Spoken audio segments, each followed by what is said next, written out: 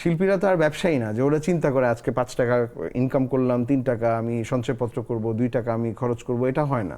শিল্পীরা অনেক সময় ফ্রিতেও কাজ করে। আমাদের অনেক শিল্পী তাদের খ্যাতির সময়টাতে ভালো থাকেন, কিন্তু তারপরে যদি তারা কখনো অসুস্থ হয়ে যান, তারা কখনো যে কোনো ধরনের প্রতিকূল পরিস্থিতিতে পড়েন, তখন দেখা যায় তার চিকিৎসার টাকা থাকে না, তার বাসস্থানের টাকা থাকে না। আমরা অসুস্থ হয়ে গেলে দেখেছি যে তার কোনো ধরনের প্রোটেকশন, ইন্স্যুরেন্স কিচ্ছু নাই, এমনকি রাষ্ট্র খুব কমই সব শিল্পীর পাশে দাঁড়ায়। আপনার কি মনে হয় যে এইখান থেকে বের হয়ে আসার উপায়টা কি হতে পারে? এটা আমার কাছে মনে হয় এটা একটা নট অনলি যে আমি বলবো যে পলিটিক্যাল পার্টিকেই এটাতে দাঁড়াতে হবে, আমার মনে হয় আমাদের শিল্পী সমাজকেও এখানে দাঁড়াতে হবে। যে আমি একটা সময় যদি টপে থাকি আমার গান, আমার মুভি বা আমার এনিথিং যদি আমি অ্যাজ এ শিল্পী হিসেবে যদি মানে প্রমিনেন্ট থেকে থাকি, এবং একটা পর্যায়ে অফকোর্স ওভার দ্য পিরিয়ড তো মানুষ হারিয়েই যায়, কেউ কেউ কাজ করে কেউ করে না। আপনি দেখবেন যে বহু বহু উন্নত দেশে কিন্তু একেবারে হারিয়ে যায় না, তারা রয়্যালটি পায়। হারিয়ে যাওয়া বলতে আমি বুঝাতে চেয়েছি যে কাজ আস্তে আস্তে কমিয়ে দেয় বা কাজ কমে যায় বা কাজের ধারা বদল হয়ে যায়।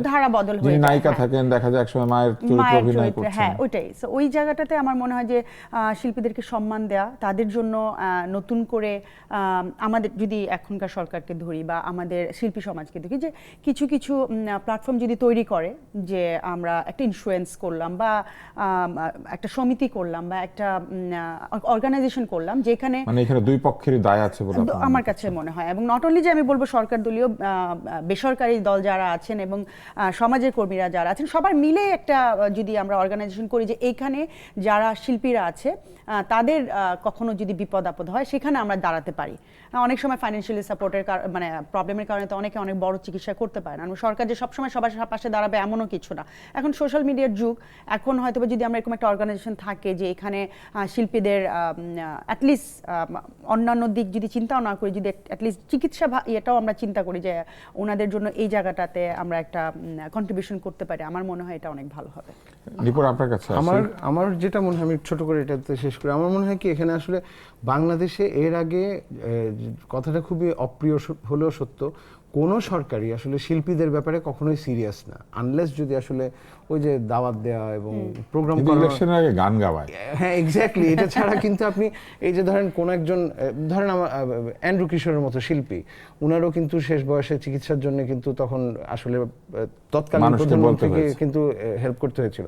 সো ব্যাপারটা হচ্ছে কি আমি কয়জনকে এভাবে হেল্প করব, তো এটার আসলে উপায়টা কি হতে পারে? এটার উপায়টা হতে পারে আমার মনে হয় কি যে যদি সরকার সিস্টেমটা ঠিক করে। সিস্টেমটা কি, আমি সবসময় বলি কপিরাইটের সিস্টেমটা ঠিক করে দিক, যে আসলে কারণ কপিরাইট সিস্টেমটা ঠিক করা যাচ্ছে না কিছু ব্যবসায়ীদের জন্য, যারা আসলে এই শিল্পীর যে মেধাসত্ব সেটাকে বিক্রি করে আজীবনের জন্য যারা লাভ করেন। সো আপনি যদি আসলে কপিরাইট সিস্টেমটা ঠিক করে দেন, সেখানে আপনার লেখক থেকে শুরু করে, অভিনেতা থেকে শুরু করে, সিঙ্গার থেকে শুরু করে, গীতিকার সুরকার, একদম আর্টের যে কোনো কাজ যারাই করবে না কেন, তারাই যদি আসলে রয়্যালিটিটা ঠিক মতো পায়, তাহলে মাইকেল জ্যাকসন কিন্তু মারা গেছে, ওর ফ্যামিলি কিন্তু এখনও রয়্যালিটিতে চলছে।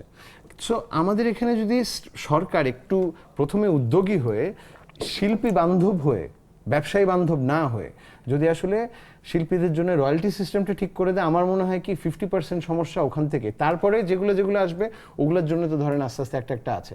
কিন্তু আনফর্চুনেটলি আমরা কোনোবারই কোনো সরকার পাই নাই। আপনি দেখবেন কি সংস্কৃতির জন্য বাজেট সবচেয়ে বেশি কম থাকে, অন্য সব প্রতিরক্ষা বাজেট টাজেট ওগুলো তো প্রচুর যায়, সংস্কৃতির জন্য বাজেট বলতে গেলে নাই। বাজেটের হিসাব করলে সংস্কৃতি মন্ত্রণালয় একটি ক্ষুদ্র মন্ত্রণালয়, খুবই ক্ষুদ্র মন্ত্রণালয়। সো এখানে আমার মনে হয় কি যে এই এখন যে সরকারটা আছে বা ভবিষ্যতেও যারা আসবে, তারা যদি সংস্কৃতি কর্মীদের পাশে না দাঁড়ায়, তাহলে এই দুস্থ অবস্থা কোনো দিনই যাবে না। বিকজ আমি একটা জিনিসও বলি যে শিল্পীরা একটু আলাভোলা হয়, শিল্পীরা তো আর ব্যবসায়ী না যে ওরা চিন্তা করে আজকে 5 টাকা ইনকাম করলাম, 3 টাকা আমি সঞ্চয়পত্র করব, 2 টাকা আমি খরচ করব, এটা হয় না। শিল্পীরা অনেক সময় ফ্রিতেও কাজ করে।